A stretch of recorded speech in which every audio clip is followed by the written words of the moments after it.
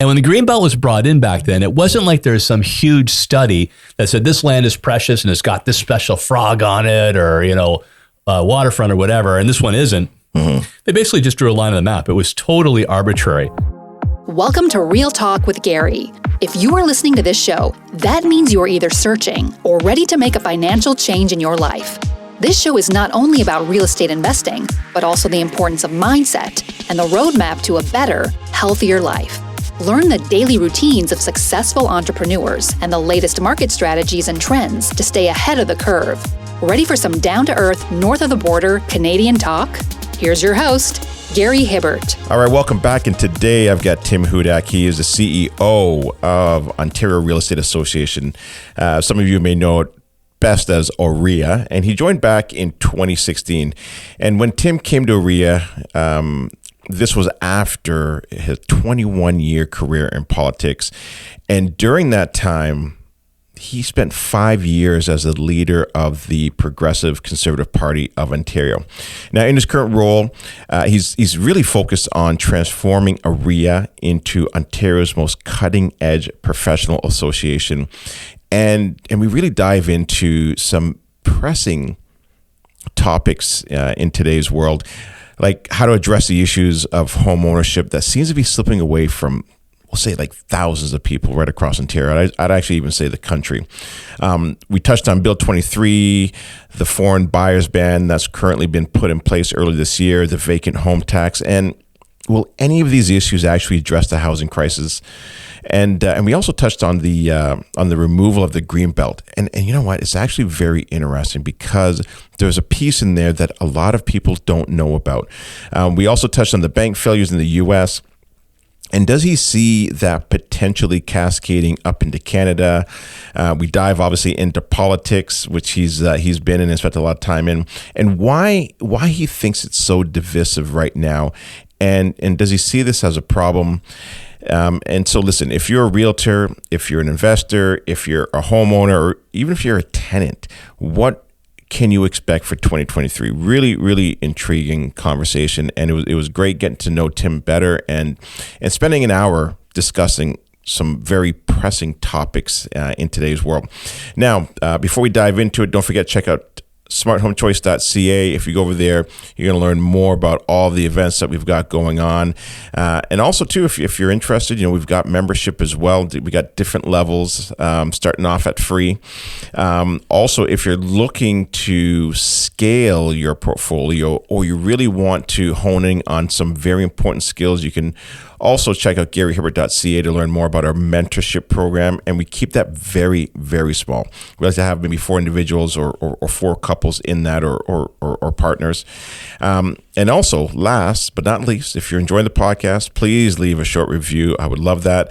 And also, too, it helps with the algorithm and allows other people to find the show, right? So with that, I hope you guys enjoy today's show, and I will talk to you next week. Take care. Today's show is brought to you by BM Select. Are you looking to become a millionaire through real estate investing? If the answer is yes, and it should be, then BM Select is for you. BM Select has created more real estate millionaires in the past 15 years than any other mortgage brokerage in Canada. They create strategies that allow investors to grow their portfolio and have a unique way of helping clients navigate through the different banks and lending options available.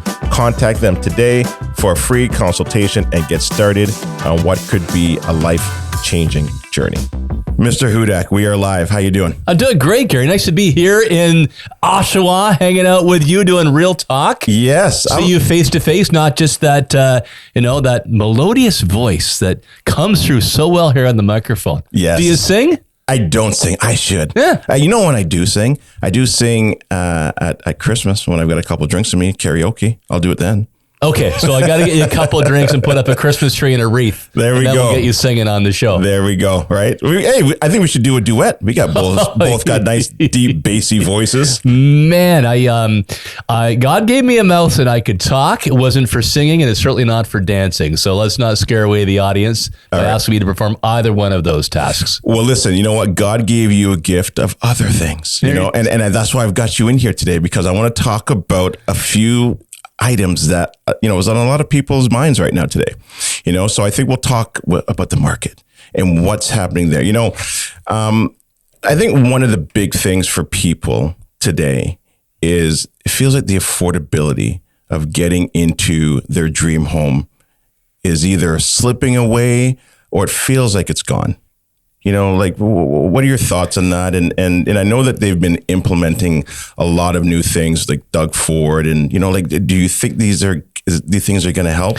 Yeah. I mean, Gary, you're right. That is the reality. Look, the great thing that made Canada such a fabulous country to grow up in or to move to was that every generation had a better shot at owning a home than the parents or grandparents. That was true from Confederation through the wars, through the 70s and 80s until about 2012.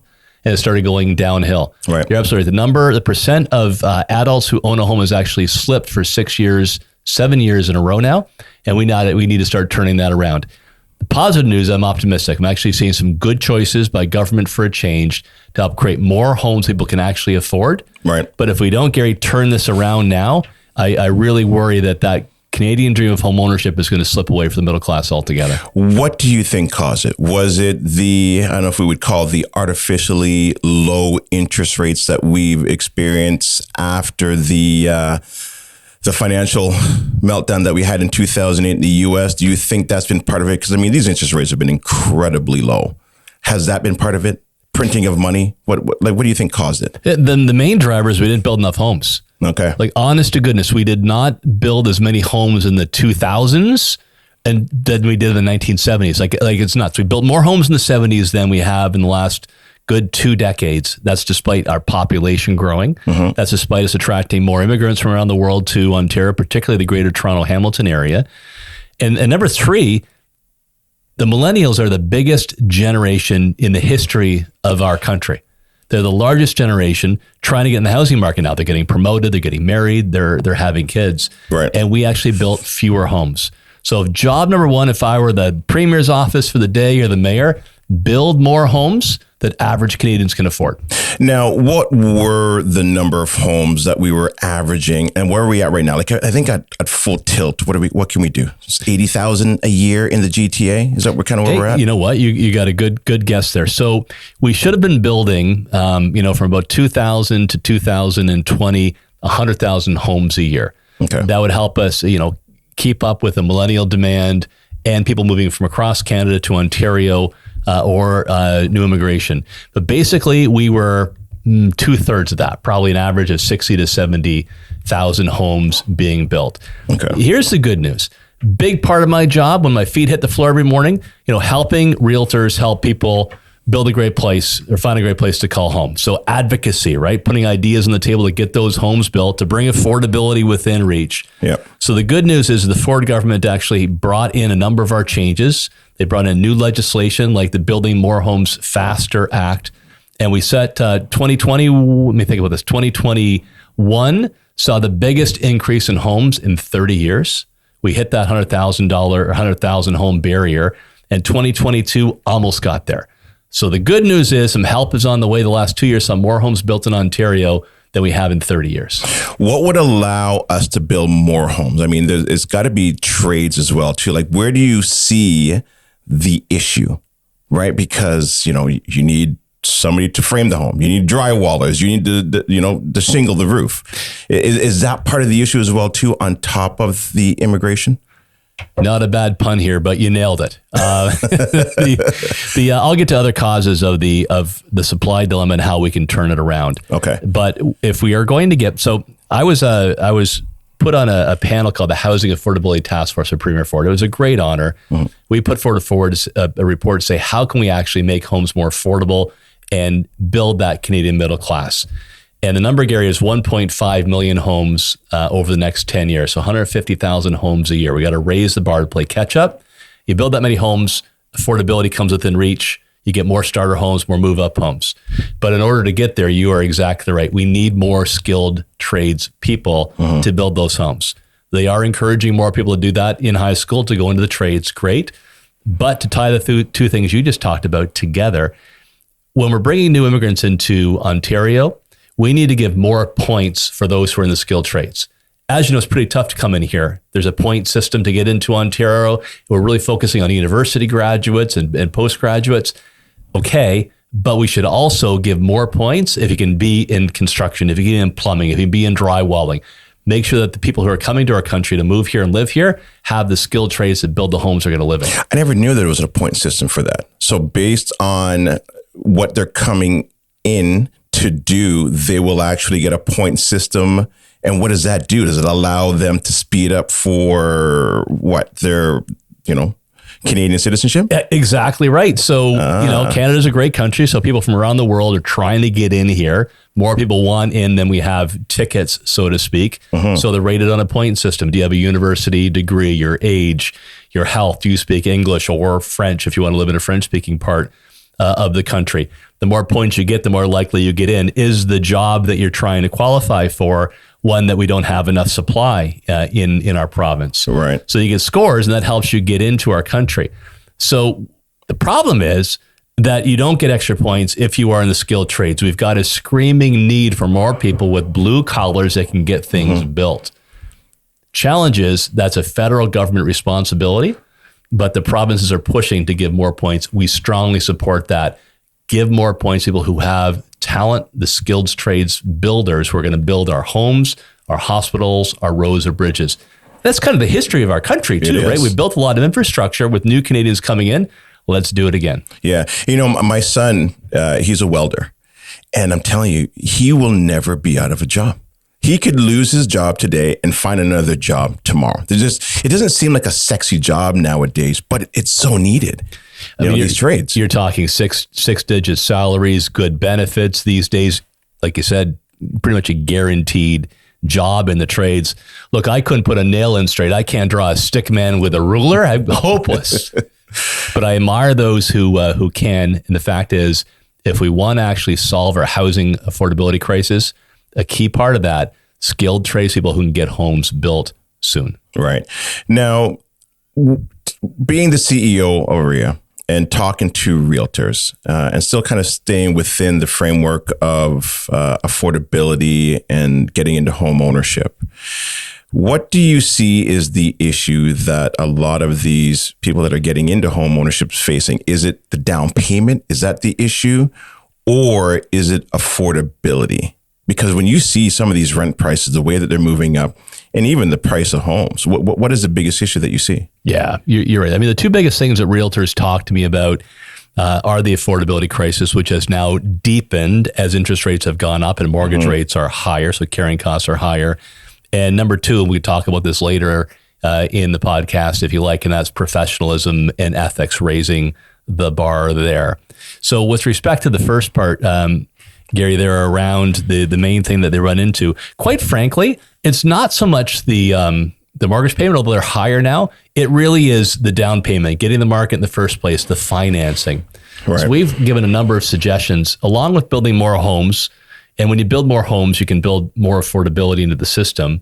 On the financing side, we believe that you should give more mortgage options, like a 30-year amortization, which we used to have. That's the primary way that younger people used to get into the market. Well, they used to have 40 years. At a very small time in history. I think back in 2007, 2008, somewhere in there. Well, anything in that direction, right? Yeah. 30, 35 will be helpful because that's usually the way first-time buyers get into the market. They'll get promoted. They'll make more money. You pay that off right over time or refinance down the road. So that will be a key to getting into the marketplace.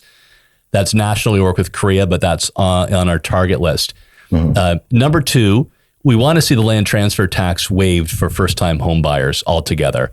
We did successfully fight for a discount on that. I think up to the first $4,000 is knocked off, but we would like to see that relieved altogether for first-time buyers. As you know, with your success in real estate, Gary, once somebody gets in on the ladder, the first rung, it's easier to move up than get on the ladder in the first place. So we think that would make a big difference for families because you got to have that money at hand. And if you want, I can talk about this too. There are other financing mechanisms that work in other countries that run into barriers here in Ontario that can be removed, kind of like a modern rent-to-own.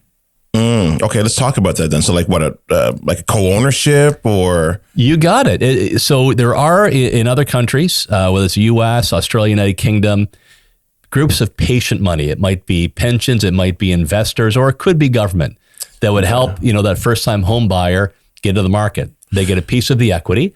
And in the old rent-to-own days, you would pay on top of that, you'd pay the rent and a payment to get the rest of the equity. Right. And there would be like a portion of your payment would be saved towards a down payment, like a credit system. You got it. Yeah. So that's one model. There's a newer model that basically says they stay co-owners until you sell the home and they get part of the upside, whether that's a 10% share of the home. When you say co-owner now, we're talking about partnering with the government. It could be government. It could be an investor. It could be a pension fund. Okay. All of them interested in investing because they know the value of a home, increases very predictably over time. So they're interested in getting into the market that way. So let's say that, Gary owned 90% of the home. I'm the investor. I've got 10%. When you sell the home, I get 10% of the proceeds at the end of the day.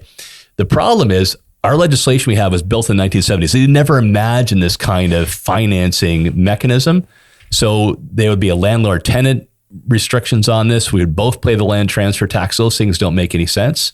So we should get rid of this old red tape to allow a new financing mechanism to help people get into the market. Right. And I mean, then I guess it also comes down to then working with the banks and the banks being open to this as well, too. Yeah, you're exactly right. Any of the financing steps you need to go through have to open their eyes to this new opportunity. But what does it do? It gets more equity, both in the investor and in the homeowner. More people get the keys to a home and finally get into the home ownership business. And there's new financial technologies that we could grow in Ontario or that would come into our province to help make this a reality. It's an exciting development that's shown promise in other countries. Let's open our doors here in Ontario. Yeah. Now, the other thing as well, too, and this is being recorded March 28th, so I'm going to kind of timestamp this. We're starting to see multiple offers come back in. I'm not sure if you're seeing that, but we're definitely seeing that on the streets. What about these multiple offers in the bidding and also auctions? There's two ways of doing this. Now, do you have a preference over one? Does it, what are your thoughts on that? My preference is let the consumer decide, whatever is going to work in their best interests. There was a talk, as you might remember, from the Trudeau government to ban the traditional offer process altogether, to basically ban blind bidding and make everything an auction.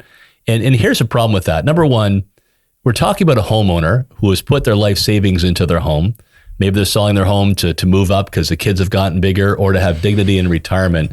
They really should be in the driver's seat. The government shouldn't tell them they can only sell their home one way. They should have an array of options with proper consumer protections in place. And second, Gary, I've said to my mom, you can't use a realtor that you've always used or grandpa used or whatever. You've got to use an auction. My mom would say, I don't even know how these things work. It's intimidating. How's that process going to impact me? And the likelihood is she would not put her home in the market in the first place. So if we've got an inventory problem today, mandating auctions would make that even worse. Have they done that anywhere, though? Have they mandated? Because I think Australia does auctions. I think New Zealand does auctions. Well, have you studied those to see what they've gotten out of it and if it works? Yeah, and there's a good news story here. So Australia and New Zealand do have auctions. In some of the states, I think they are in Australia. It's 40 to 60% of the market, but it's a choice. The homeowner decides, do I want to use the traditional offer process or do I want to use an auction? So they give them that choice, and it's quite popular there. It's a bit of a different cultural fit. So what we've said to the Ford government was similarly give Ontarians a choice. Bring in this notion of an open offer process. So if Debbie and I are selling our house, we want an open offer process. We go to Gary, our realtor, and he enables that. And then any buyers who come along would similarly be part of that process, knowing that the contents of their offer would be shared with other potential buyers. As long as we go in, eyes wide open, and no confidential information, identifying information can be exchanged. That's part of the new legislation, the Trust and Real Estate Act called TRESA, and that will be coming to reality probably later this year. But it will be an option, a new tool for realtors and a new choice for me as a homeowner. So it's not here yet then? I thought it was. So the legislation is passed. We'll go back to Civics 101. So the legislation passed in the House. It was actually supported by all parties. That was a good thing, and good realtor and OREA lobbying that got us there. Mm-hmm. But then think of legislation as a skeleton. You still got to put flesh on the bones. What are going to be the details? So that's called the regulations, and those regulations will be coming out publicly later in 2023 to say, here's the details exactly of how that's going to work. But I'm confident it will be sometime this year. Right. And I guess the thing with the whole auction piece, and I think you touched on it, is the confidentiality, right? Of knowing when the closing date is, or knowing how much of a down payment they're putting down. Is that where that confidentiality piece comes in with the auction? And that's where they've got to really make sure it's sound? You got it. Conditions that may be on the property, all that stuff, but nothing that could personally identify any of the buyers. Because I think next to our health information, our financial information is our most precious, is our most private. So nothing that can identify who the individuals are. Mm-hmm. And basically the way the rules are looking as they develop them, Gary, is that the listing realtor would work with the seller to design that process. Are we selling, are we sharing 2 bits of information, 3, 4, everything?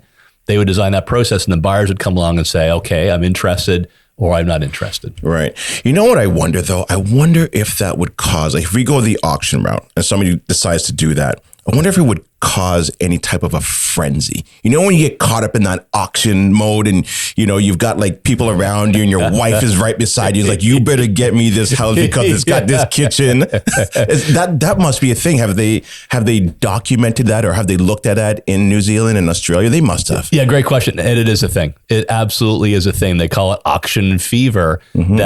Because it's fun to watch, eh? Like sometimes in Australia and New Zealand, they do them online or they do them in person. And you see that guy up against a tree, you don't like the way he's looking, he's not getting that house, and you get a little carried away. Right. That's why you need to have a realtor, right? To keep you calm and cool in the pocket, make the right decision for you and your family and your future, and don't get carried away. So I always say you should use a realtor when you're buying a home, but it does exist. Some people say, you go to auctions, it'll hold prices down.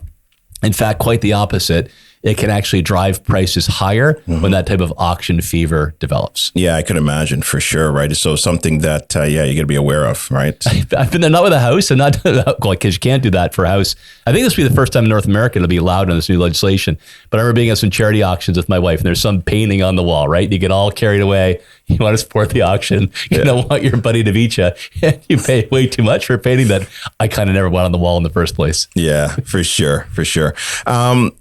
What about the green belt? That's been a topic that a lot of people have been talking about, removing the 7,400 acres.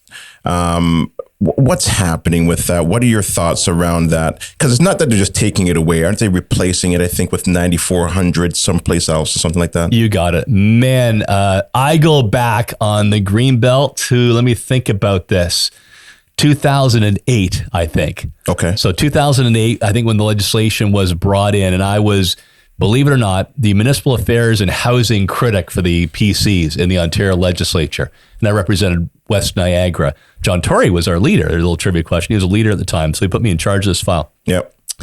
And when the green belt was brought in back then, it wasn't like there was some huge study that said this land is precious and it's got this special frog on it, or, waterfront or whatever, and this one isn't. Mm-hmm. They basically just drew a line on the map. It was totally arbitrary. So I'll give you an example. In my riding in Grimsby, there was actually a property that was surrounded by development. They had servicing under the ground ready to go, and it was declared a green belt, and that land could not be developed, and it was not environmentally sensitive by any means. So what the government is doing now is they're saying, okay, let's look at a piece of land like that. It's actually included, that's surrounded by development, is not environmentally sensitive, and build some homes on it for the middle class. But for every acre we take out, we're putting 1.3, 1.4 acres back into the green belt that is environmentally sensitive. So at the end of the day, you get more homes people can afford, you increase the size of the green belt, and you improve its quality by putting in land that's environmentally sensitive as opposed to land that should be developed. See, now you don't hear that on the news. No. Well, like, why? Why not? Bad. You have to dig to find that. I know. Because they made it sound like as if they're completely taking it away. But then if you do a little bit of research, hold on a second. No, they're actually replacing it and they're moving it someplace else. Now, I guess the question is, where they're moving it, that could be the concern, right? Yeah, sure. And I guess you look over that, but the legislation was written to allow the boundaries to change as long as you put an equal or greater amount back into the green belt. So that is actually what is happening. Why does nobody hear about that? There's that old expression that bad news travels around the world before good news gets its pants on, right? That's just human nature. But if you dive down to what happens here, the Greenbelt actually increases, the quality improves with more environmental land, and you can take some land like I talked about and turn it into houses people can buy. Yeah, I think that's the important piece there, right? So what about the foreign buyers ban for the next 2 years? What are your thoughts on that? Do you think it will help with the housing? No. No. Look, I was in 21 years in politics. I get the popularity. This would probably pull at 75, 80%, I think, popularity, because people want to believe that it's, foreign investors snapping up all these properties and my daughter can't get a house. Mm-hmm. The reality, I think because Gary, you watch the market closely and give the advice to your clients, it's usually like 2 or 3% of the market. There has been no uptick in foreign buyers in Ontario in the last number of years. It's held steady around that number. It's not the cause of the problem. I get the politics, but I can tell you from all my experience in government, there's only so much time in the day to get things done, to actually motivate the bureaucrats to go out there, develop a program, and execute on it. Mm-hmm. And I would much rather have them direct their energies to focusing on how we can get rid of old bylaws that stop homes, how we can get the cost of a home down so people can actually live somewhere to solve that issue, than this foreign buyers ban. If we put every ounce of energy to increasing supply and choice, that'd be a much better use of government resources. Right. So then, that kind of brings you back to Bill 23, because essentially that's getting rid of the red tape. You got it. Right. Now, some people may argue, well, okay, if you're getting rid of the red tape, you're getting these homes to market quicker. What about sewage? What about, these things that have been put in place, but now you're adding more density, more people into these neighborhoods? Well, I guess I'm actually adding to something else here now too, which is, you're intensifying some of these neighborhoods, right? Where you can go from a single family home to a 3 or 4 unit. What about that? Well, yes, you have to make sure that the resources are there, the services to support any kind of growth. Mm-hmm. And the way the province should do this is to say, okay, Oshawa is playing ball. They're building more homes that we can, get more first-time buyers in the market. They're saying no to the NIMBY forces and yes to young people. They should be rewarded for that. So if their big project is, water, sewer, or a road expansion, or a new arena, whatever it is, that should go to the top of the list for funding. And some other municipality says, no, we don't want to build no homes. We want our young people to move away. We're going to bow down to the NIMBY forces and close our doors. Well, their project goes to the bottom of the list. They don't get funded. Mm-hmm. That type of carrot and stick approach will reward good behavior of those building homes and support the infrastructure that we need. Got it. Now, I work with a lot of real estate investors. I've been doing this now since 2008. And you hear some people that, well, it's the real estate investors that are driving the prices of these homes up, or these flippers are doing it. What are your thoughts on that? Well, look, if you're a flipper, you should pay fair taxes. What I worry about in flippers sometimes is that they pretend that's where the family lives and they really don't, and they avoid taxes. That's not fair. So you should have the appropriate treatment to make sure they play within the rules. But the bottom line here, it's a supply issue. It's like a cruel game of musical chairs. We got more and more people circling and fewer chairs for them to land on. Again, if I had my way, my message to government, whether they're at the provincial, local, or national level, focus on getting more homes built that people can actually afford. There's lots of ways of doing so. In cities, you can intensify around transit areas, even build on top of GO stations. In smaller communities, land that's not sensitive, you can turn into housing. There's a great opportunity in what we call stopping exclusionary zoning. I'll explain this for a sec. So whether you're in Oshawa or Toronto or St. Catharines, picture that wartime bungalow. Okay. And today you can knock down the wartime bungalow and people build a 4-story monster home. Mm-hmm. And we support that. That's your right. You worked hard for your money. You want to provide for your family. God bless you. But if that same investor want to knock the old home down and build a duplex or a triplex or a townhomes that could house more first-time buyers, holy smokes, they go through this ringer, the lawyers come in, all the NIMBY forces descend, fees, years of delay, and then what do? They throw up their hands and they walk away, and then those 3 or 4 families cannot get into the market. So what we say, you should have a level playing field. If you want to build up, that's your right to do so. You own the home. But if you also want to turn it into more housing for first-time buyers, you should be able to do so, especially in urban areas. Right, and that Bill 23 does address that.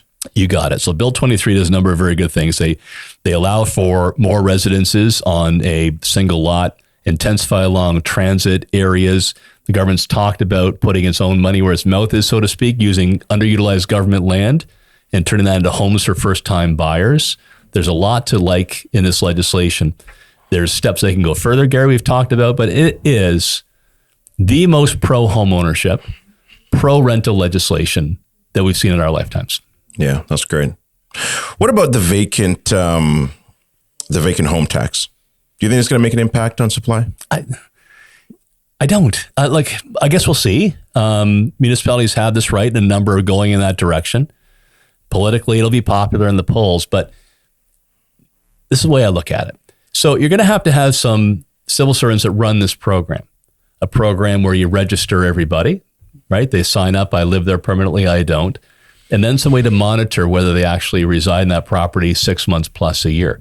So they're watching our water usage or our electricity usage. They come by and look.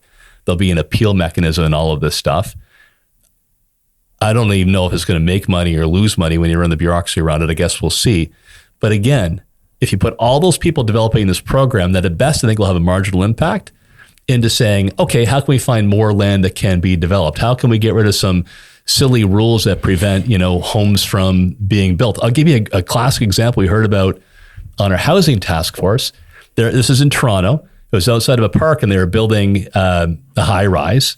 And they found, Gary, believe it or not, that it cast a shadow in the park 2 days a year. 2 days a year on, I think, 10% of the park or something like that. Something to do with the solstice of the equinox. I forget which one. I got to go back to my notes. One of those two. Okay. And because of the shadowing rules, they actually had to knock that whole building down by about 10 floors. 35 affordable units were lost, all over this silly rule that prevented homes people could afford from being built. I would much rather see our civil servants looking at ways to toss out outdated red tape so more homes that people can afford can get built than designing, these new schemes that I think are not going to make a big difference. Right, because you got to think of how many people will they need to employ in this task force to monitor all of this, because it's being done through taxes as well too. Like when you're filing for your taxes of, do you have any homes that are vacant? You got to list them all, and that's a lot of work. Yeah, and I'm not sure everybody's going to say, oh yeah, No. come tax me. I don't pay enough taxes. Right. Maybe some will, but you're going to have some sort of, Inspector Gadget who's going to go around and knock on doors and look through the window or look at your water usage or whatever to prove you guilty. Isn't there a better use of that government time to build more supply? 100%. I agree with you. What about the recent bank failures? What are your thoughts on that? I know they're down in the U.S.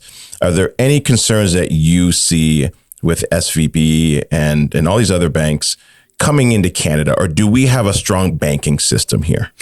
We do have a very small C conservative banking system that tends to keep us out of hot water. The downsides of the banking system means that there's less choice. If you're looking for venture capital, if you're a startup, it's harder to get. So there are downsides to restricted supply and heavy regulation. But it does actually help us to get through waves like 2008, 2009, which was devastating in the States, hit us, but not nearly as hard. And that's why I think what we've seen in the States will not impact our big banks here in Canada because of this stricter regulation. We'll keep an eye too. I mean, they do most of our big banks do own some of the smaller banks in the States, right? You see them owning branches everywhere. So we'll see if that spills up that way. But generally, we take a very cautious approach when it comes to our financial system to avoid these risks. Mm-hmm. Okay. Yeah. I mean, you don't have the community banks that they have in the U.S., right? And we got the 5 major banks up here, so a lot more heavily regulated, right? Yeah, to exactly. ensure that we've got a good banking system. Yep, and there's pros and cons of that, but one of the big pros, it makes us much less vulnerable to these risks like we see in the States. Yeah, but you don't see that coming up here at all. You think we're good? Look, you always are going to, right here, right, at the Real Talk headquarters, not knock on wood, but we're not seeing signs of it here in Canada. Our major banks are well secured. There's strict rules. We don't have as many small banks like they do in the States. So you always are on guard to make sure the rules are working. You check. I know the federal government has responded to making sure the banks do have liquidity in case one of these runs does happen. But it is does not seem to be on the radar screen anywhere like it is south of the border. Yeah. And now I guess you're starting to see some of the big banks take little banks, right? And you got the conspiracy theorists coming out now, and this is it, and this is how they take control of all these little small guys, right? I don't know. Who knows? Who knows? Everybody's got a conspiracy about everything. I like to think that Loch Ness Monster is alive, and he's hanging out with Elvis right now. Right. But there's an old expression from Warren Buffett: when the tide goes out, you see who was swimming naked. Yeah. And there are a lot of risks taken in the States, so I think you're seeing some of that, but the Canadian rules and regulation are strict enough that does not seem to wash ashore here. Right. Now, we touched on this a little bit earlier, and I want to kind of jump back into it. You being the CEO of OREA, and, you got REBA that regulates the realtors right across Canada. Now, what about TRESA? What that's coming in? Can you talk about that and what the differences are, and what does that mean for these realtors? And I didn't say Canada, I meant Ontario. Yeah, no problem. So REBA was brought in 2002, and you know what? I was actually the minister that did that when I was in politics. That was my baby back in 2002. Okay, I know. I didn't do my homework. I should have looked into that. I should have known that. Yeah, but you were back in elementary school, Gary, in 2002. How would you even remember? And it was actually groundbreaking legislation at the time. Other provinces copied it, but it is now dated. Okay. By way of example, the fines were set at 2002 home values. And just to explain the difference between the two and what they are for somebody who's listening and they don't know what they are. Basically, we're using code here. REBA, the Real Estate Business Brokers Act, and TRESA, that's the new legislation, the Trust in Real Estate Services Act. Those are the governing pieces of legislation for how real estate exchanges work in the province of Ontario. Right. What you can do, what you can't do, and then how the regulator goes after you if you break the rules. So I can say with full confidence that TRESA will make us North American leaders when it comes to professionalism, when it comes to ethics, and strengthening our regulator. We really pushed on this in our advocacy with government because we wanted to see three things. We wanted to see North American leading professional standards in consumer protection. We wanted new business opportunities for realtors to serve their clients. And third, we wanted to make sure we had a regulator who had more tools to go after bad actors.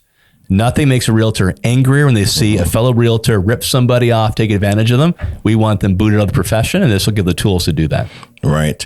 And when is that supposed to be now switching over? Because I thought it was April 1st, but it looks like something's been pushed out. Yep. So this might take a minute. Maybe I'll break this up. There are three phases. So phase one is now done. Phase one brought in personal real estate corporations. That's a very effective tax planning and investment tool for realtors. Mm-hmm. That was top of one of the top things on our list. So that is done. We have over 10,000 PRECs, personal real estate corporations down in the province. And to allow realtors to use new terms like realtor or real estate agent in their ads, not just sales representative, and a new code of ethics. So those three things were part of phase one. Phase two, you're right, is happening right now. It was supposed to be April 1st, but it's been pushed back a little bit, and I'll tell you why in a minute. There's some very good reasons for that. But it will bring in that open offer process that we talked about earlier on. Right. It'll give greater ability for the regulator to go after bad actors and get data to help pinpoint where bad actors are, bad practices, instead of a scatter gun approach.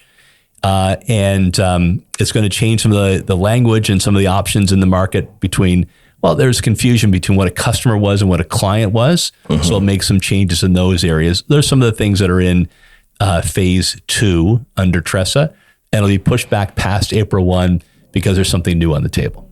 Got it. Okay. And can you talk about that, something new? Absolutely. I'm happy to talk about it. Let's bring it out. So there's something called designated representation that OREA went to the government to lobby for, and the government's not made a decision on it yet, but they said, okay, let's talk. And basically they decided there's no use bringing in these new rules in April 1 if we're going to bring in a whole new set in a few months' time. So let's package it all together. So what is designated representation? Well, basically today, if you've got a buyer and a seller in the same brokerage, that's multiple representation. And the REBA, which I said was back in 2002, says you've got to treat them both equally. You got to be neutral to them. And I think most consumers would say, no, I want my agent to be fighting for me, not neutral with the other guy or another buyer. So designated representation would allow a brokerage as an option to say, okay, Gary, you will be the buyer agent and you will represent, have full fiduciary duties to the buyer. And Tim, you'll be the seller agent and have full representation to that seller. The brokerage will be neutral. He'll make sure that we do our jobs. But that way you'll have an agent fully in your corner, fully responsible for advancing your cause. That's what designated representation does. They've got it in Alberta, BC, and Nova Scotia. It will be a game changer here in Ontario, be good for consumers, a new option for realtors and brokerages, and modernize the act. So basically, Rico brought this idea to government to us. We've been lobbying for it since about 2017. So he said, let's go for it. And that's why you see a delay as the government thinks through that option. So essentially, just to break it down, you're saying that I can't represent now the buyer and the seller. Is that correct? When that comes out? Or no, is that different? Like, you know how I can now represent a buyer and a seller? Right. Does this designator or designation, does that get rid of that? Or no, is that different? So no, you could still do that, right? We have fiduciary responsibility only to one of those parties. Got it. But this would be within the brokerage. That within a brokerage, if the brokerage chooses this model, right? They'll have an option, traditional brokerage representation or designated representation. But within a brokerage, you could designate one agent to be on the buyer side, one agent to be on the seller side, or if there's two buyers, and be fully responsible and have duties to those, because right now, under the rules, you're supposed to be neutral. Yeah. Okay. That makes sense. Got it. Now, with everything that's happened over the last 6-7 months with the interest rates raising as quickly as they have, this obviously had a big impact on the real estate industry. Now, how did that impact the realtors? And you may have seen this. And did some of them have to go back to their full-time jobs? What did OREA do to help those realtors during those times? Because sometimes they don't know that the help is out there. And I know that OREA provides a lot of assistance and help. Yeah, we've talked a lot about advocacy. So let me talk about some of the other programs that we offer. We offer guidance for tricky areas, like how to conduct yourself in gray areas, emerging areas, recent legal decisions. We gave a lot of guidance when we went through the COVID slowdown. How do you operate in this environment? What are the government rules? Yeah. And then we have standard forms. And in standard forms, your realtor audience will know this, and a lot of your investors, but that's basically the common language for realtors across the province. So they can actually, do deals. They use a standard form. And if there's any kind of problem out there, we will have a form to help solve that problem. So what we've done, we've launched a new website, OREA.com. Encourage you to check it out. Very user-friendly, and information on there for realtors to basically deal with the different kind of real estate market we see today compared to 2022. So working with clients under these circumstances, what if the financing falls through? We give advice and forums to help realtors navigate those more challenging times. Again, they can check all that out at OREA.com. Okay, that's really good. The other thing as well, too, that I wanted to touch on is, and I think we talked about this before we turned the cameras and the mics on, is benefits. And that's a scary thing for somebody who is becoming a realtor for the first time. They're working in the 9-to-5 world. They've got a great company. They've got benefits. And all of a sudden now they're an entrepreneur and boom, the benefits are gone. And that's the risk, right? Like, realtors are independent contractors. And as such, they're not on a payroll like their neighbors may be, or their brother or sister or their cousins with guaranteed benefits. Mm-hmm. And quite frankly, one fate turns against you, one string of bad luck to you or a loved one in your family, and you could be in some severe financial or health challenges. So our OREA board has said they want to make an effort here to provide a package of benefits for realtors. It would be, I think, the first of its kind in North America. We survey our members pretty regularly, and the top two issues, no surprise to you, I'm sure, Gary, and your audience, access to data across the province. So one way of getting access. And the number two was a kind of benefits program, life insurance, disability insurance, dental, medical, all of that stuff, mental health support. So the good news is we are looking at this right now. We have a Realtor Wellness Task Force that is with realtor leaders from across the province. Later this spring, we'll have more details about this. It is on the desk right now is the exciting news. We'd love to hear from realtor members about think this will benefit from them and what should be covered. Yeah, listen, man, it's good to have a good smile. Right? It helps. Yeah. 5 years later, you're a realtor. You need those benefits, man. They're important. We laugh about it, but yeah, when you're an entrepreneur, when you're an independent contractor, I admire people that have the courage to go out, do their own thing. There's no guaranteed paycheck every day when you wake up. You don't know if that phone is going to ring or that text is going to come through, right? You rely on your great reputation, your integrity, and your hustle. We want to make sure there's a backstop there. If bad luck hits you or your family, that there's something there to get you back on your feet. Yeah, I mean, listen, you wake up every morning unemployed and you have to go out there and you got to find work, and so it'll definitely help to be able to have something to, have benefits for yourself and your wife and your kids or your partner and your spouse, right? So I think it's a great initiative. Yeah, and look, one of our leaders, I'm sure, love to come on the podcast down the road when the program is ready to go and answer all the questions and tell you all about it. Yeah, no, I would love that. Anything else that you guys are working on right now in OREA before we switch gears? Yeah, one thing we really try to invest in is how much our realtor members give back to the community. And I can tell you this because I saw it with my own eyes, Gary. I mentioned I was 21 years in politics and I did all kinds of events. And I was always impressed that if it was the local hospital, the local food bank, the school council, you always had realtors rolling up their sleeves and getting involved. I defy you to find another profession that is actively involved in grassroots community support and fundraising like Ontario Realtors. Yeah, and that's good to know, and I'm glad you shared that. Yeah, it is impressive to see. Mm-hmm. So we invest in those talents. So you can take leadership programs through OREA, online or in person, that will invest in those skills. How to read a financial sheet. If you want to be on the hospital board, for example, good governance practices. If you want to get involved in your local real estate association with us at OREA or nationally, how do you do so?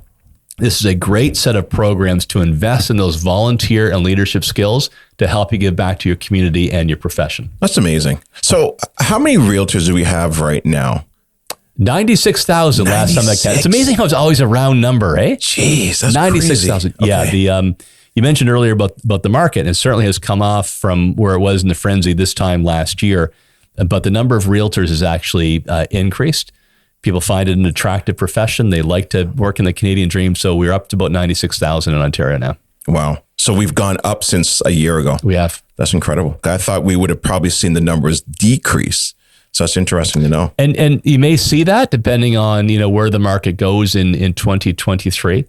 But I think many people find the notion, despite all the work you got to put up to it, just like you said, you wake up every morning unemployed, the ability to be part of the Canadian dream and put a smile on that young family's face is very compelling for a lot of Canadians. We're seeing more enroll in school. Yeah. I want to switch gears one last time here and then we'll wrap it up. But you were the leader of the Conservative Party from 2009 to 2014, I believe. There you did your research there. Exactly. I did a little bit of work on that. Now, what was that like? It was tremendously rewarding. It was, I was 21 years in provincial politics, rising to become leader of the Ontario PC Party. I like to joke, Gary, that they give you shorter sentences for manslaughter or second-degree murder than that. I'm out for good behavior now. But the chance to fight for what you believe in, to fight for your community, your province, a better healthcare, education, more jobs, a functioning, real estate market to provide for more homeowners. It was a compelling way to go through life. Yeah, a lot of pressure, right? You're in the bright lights on you, and you've got somebody. The politics is a bit different because imagine every day you've got somebody hanging around just telling you what a bad job that you're doing, right? Like the opposition, all that kind of stuff. But man, I wouldn't trade that time for the world, the chance to serve and fight for what will make us a stronger province. Now, did you find that you lost half of your friends? Because I mean, for the most part, you take a look at, go right across Canada, you're about kind of 50-50. I mean, obviously you get the NDP as well too, but, did you find that? Because sometimes politics can be so divisive. And I think especially in today's world, and I do want to dive into that, but what was that like? Because once you pledge allegiance to a specific party. Yeah, look, I mean, if you lost a friend over that, they weren't a friend to begin with. There you go. What I'd have to say. So the answer to your question was happily no. A lot of folks I grew up with remain friends and they might not agree with me.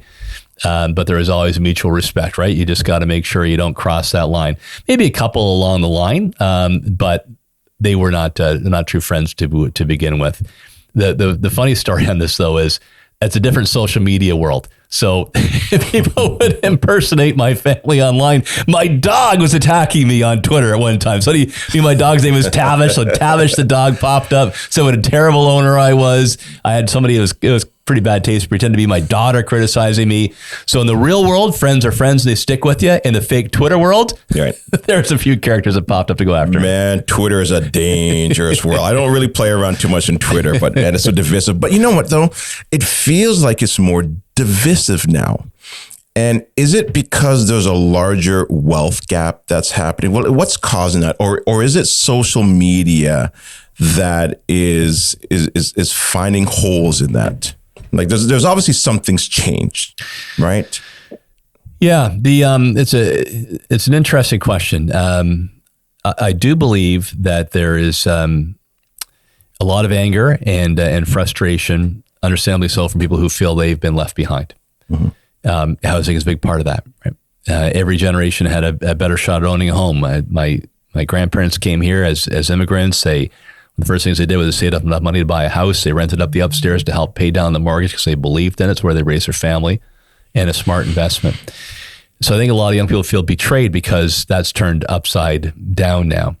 The old rule that if you worked hard, you got your degree and all that kind of stuff, you could succeed. I think that's slipping away for many Canadians. And I think that underlies a lack of trust and authority, a feeling of anger and betrayal. There's no doubt that social media will also exaggerate the differences, that it will make the world seem angrier and a bit nastier than it is. I will tell you on the positive side, though. When I would be out in my riding or out in public as PC leader, I'd be out with my wife, my kids. The vast majority of Canadians treated you very well. They gave you your space. They were polite. And even if they didn't agree with you, they were polite in approaching you. So while it may seem like that some days in the Twitterverse, I still believe the vast majority of Canadians are Class X. Yeah. Okay. That's good to know because, man, it feels real divisive. And I think sometimes, when you're seeing social media and you're seeing people have great things and, you're looking at your life and like, well, why can't my life be like that? There's animosity that happens. And then you start to not only just maybe blame where you work or your job, but then you start to blame the other side or the Liberals or the Conservatives or the NDPs. And then, when you start taking a look at what's happening in the world, then you start looking and blaming other countries, and it's a very, very crazy place we're at right now. Yeah, there's a harshness to the tone and the language. But I still, so I'll say yes, in my lifetime, I think it's been more harsh, more divided. Mm-hmm. But I'll still say that the vast majority of people have both feet firmly planted on the ground, that they are decent human beings. They want the best for their families and for the province of Ontario. And what can we do in all this madness? Look, I think, quite frankly, the more people we can get settled into a home, the more people who can get into the market, the more people who can fulfill their own desire to be homeowners. And that, by the way, continues to go up, not down. I think we'll do our part in helping to settle things down. Yeah, and I agree with you there because look, what you see on social media and what you see in the real world is completely different. Yeah. If that was happening in the real world, there'd be people fighting in the middle of the streets, and that's not happening. Yeah. I think for the most part we are civil. I think social media really just takes it up that extra notch, right? And it makes it feel like we're at war with each other. You got it. And there's no place I would rather be, despite our warts and our problems, than living right here in the country of Canada. Yeah. Listen, let's finish this on a high note. What do you think has been one of the largest contributors to your success? When it comes to where you've been able to, what you've been able to achieve in your life, because you've achieved some incredible things. What do you attribute that to? Well, thanks. That's very, very, very kind of you to say. I think there's, when I give advice to folks, there's really three principles that I tried to follow and pave that way for success. Number one is to take risks. I think it's easy to play it safe, to be there on the sidelines. It takes guts to step forward, to volunteer and try something. And even if you fail, you gain in character and respect for trying in the first place. Number one, take risks. Number two is to just deliver good work, develop a reputation for being reliable and dependable, invest in that quality. So when you take the chance, you do your work and you do it well, you'll get more put on your shoulders. So number three is develop long lasting and trusting relationships. It is rarely worth it to burn a bridge. You never know how the world's going to turn. A former rival could become your closest ally over time. I will tell you that despite what you see in politics, which is sometimes, 2/3 theater, kind of like pro wrestling, you can, make all the noise in front of the cameras and then you go for a beer after. It's actually more like that for most politicians. Really? Yeah, it really is. Okay. And I lived that. I believed that. And I lived it because when I left politics and had the honor of serving as the CEO of the Ontario Real Estate Association, I did find the door was open to me, whether it was Liberals, New Democrats, Conservatives, or Green. There was that mutual respect and collegiality, and that helped us get a lot of the good things done that we've talked about here on the program today. Because I didn't burn bridges, I kept lasting and trusting relationships, and that pays off big time. Yeah, listen, I appreciate that. And I appreciate you coming in, Tim. This was a really good conversation. I think anybody that's listening will get some great advice and just to better understanding of who you are and what you've done. Thanks, Gary. I really appreciate it. Thank you for what you do and getting the word out, the real talk here with Gary. And I don't know if I passed my audition, but I'd love to come back and we'd love to talk more about the benefit program when that's ready to put out there. I would love for you to do that. I think that'd be great. And I've enjoyed this talk. I really have. So, Tim, great seeing you again, as always. And we'll do this again. Pleasure is mine. Continued success. Take care. Today's show brought to you by Rent Panda. Rent Panda helps landlords go from listing to lease without wasted time or headaches along the way.